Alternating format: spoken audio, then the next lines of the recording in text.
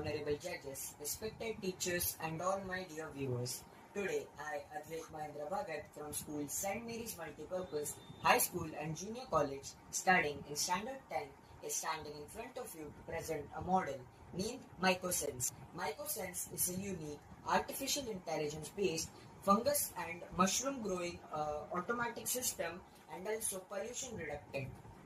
I have used this entire model with various sensors for measuring various data related to mushrooms. So basically, for growing mushrooms, there are various parameters like temperature, humidity, soil moisture, etc. For that purposes, I have included various sensors and actuators which will automatically help to develop the growth of mushrooms. Here is the working demonstration of MycoSense. First of all, I have the CPU fan for intake of the air which is outside.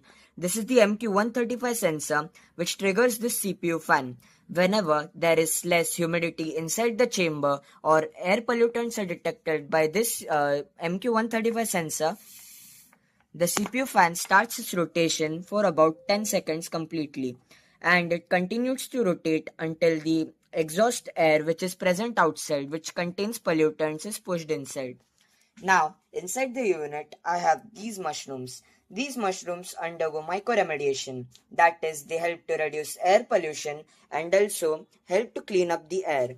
Once that air is clean, again this sensor detects the clean air and this CPU fan starts its rotation over here. These two CPU fans are also stimulated by external sources like temperature, humidity, and other parameters which are helpful for mushroom growth. So not only it helps the mushrooms to grow but also to purify air around us. Over here I have this automatic watering system. Here I have this soil moisture sensor which detects the moisture present inside the substrate of the mushroom. Whenever that moisture drops below a certain threshold limit, this system automatically triggers itself. For example, right now the substrate is dry. So you can see the motor is currently running. Then I have a TDS meter here. TDS stands for total dissolved solutes inside the substrate.